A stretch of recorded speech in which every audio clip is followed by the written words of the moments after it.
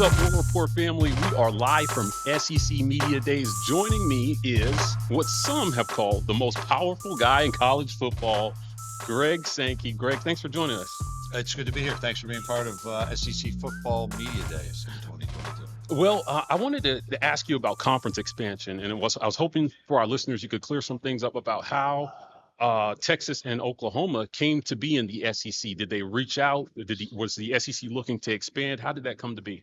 It really was outreach. The indication was they had observed who we are, how we operate, how we support our athletics programs, level of interest, and initially as they evaluated the future, just asked if there was ever a possibility. And then we were at media days, and the story broke about their level of interest, and about a week and a half later, provided invitations that are effective July 1st, 2025. They eventually accepted, and so we're in the process of working towards that future. So how did that time up with the expiration of their current media rights commitments in the Big 12? Oh, really, that's why it's focused on July 1st, 2025. They have existing commitments with their current conference, and those conclude on June 30. So the next day is the opportunity for membership after those agreements conclude. Awesome. Talk to me a little bit about Texas. They had the Longhorn Network. I'm assuming that's one of those agreements that's going to expire. Part of the beauty of the SEC revenue sharing model is that it's equal for all institutions. So I'm assuming Texas will be participating equally, and the Longhorn Network is maybe going away. Actually, very, very clearly, before they joined the Longhorn Network, and Oklahoma actually has an allocation of media rights through a digital product, if you will. And so both of those would be concluded, and they will fit into this league just like every other member does, both from a commitment of media rights and a revenue distribution in an equitable fashion. I see. So financially, Commissioner Sankey, how does this, what does this mean for each member institution in the SEC, versus what the distribution is now? And what do you guys anticipate schools will be making on media dollars after they join? What was interesting was neither Texas nor Oklahoma ever made money in the center of the conversation. They wanted to affiliate with this conference for the reasons that I cited, their observation about how we function, how we make decisions, how we compete, and how we effectively work together. We don't talk about what will happen with money, but I'm confident that we'll continue to provide a strong flow of revenue to all of our member institutions, including post-expansion.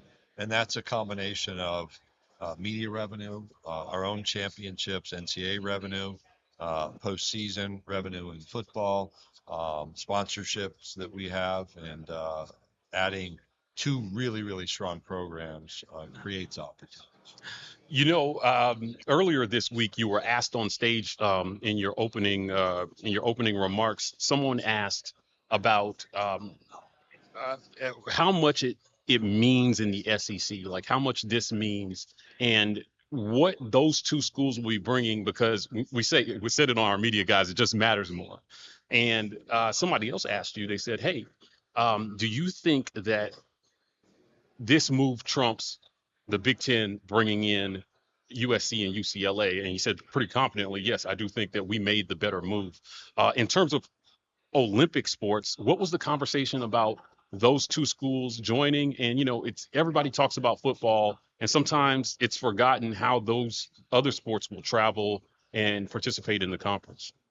It was actually the sports other than football were, as you would expect, a central part of the conversation, and the recognition of our strength now being added to by those additions. And it's illustrated by Omaha, where you have 8 teams in the College World Series. 4 of those teams this year were current members of the Southeastern Conference. 2 others were future members of the Southeastern Conference. So with an asterisk, 6 of the 8 are attached. While I was there, I was up in the Oklahoma athletics director's box, and I met the national championship coach of Oklahoma softball team, of Oklahoma's women's gymnastics team, of Oklahoma's men's golf team. And that's just impressive. Texas has had a great spring as well. They competed in the finals in Oklahoma City for softball, high-level tennis, including a national championship. We're right there with some of our programs.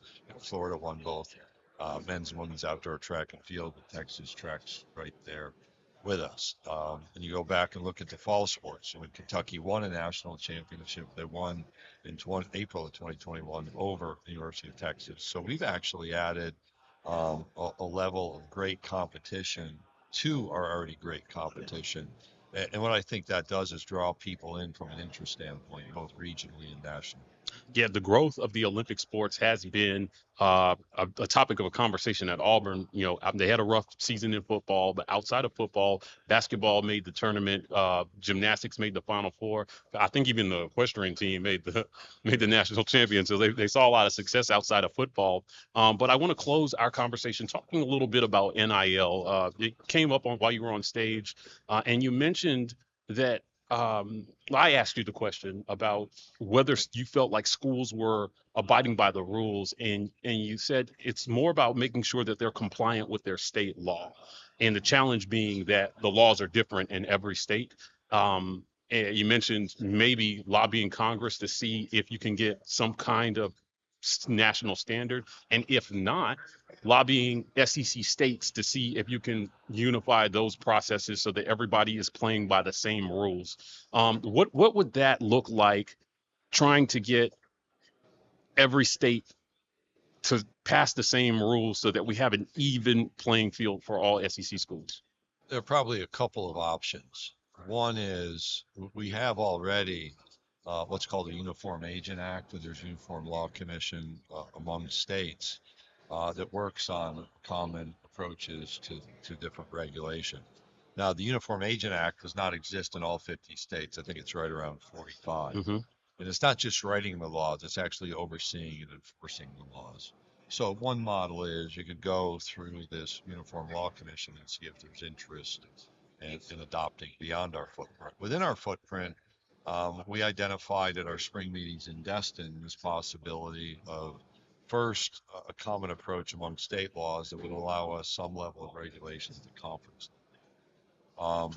There's no reason to have a conference rule if we can't enforce it under state law. Absolutely. So we have to start at the state law level, given some of the changes, and that would involve our universities, their state level government relations personnel working with our conference office and our government relations firm to see if we can configure legislation. And we've written various pieces of legislation to be considered. And then having advocates in each state who would pursue introduction in the appropriate house of their legislature, working through committees to a vote, and ultimately the governor's signature. And that's an enormous project. There's no easy button to solve this particular problem. I see.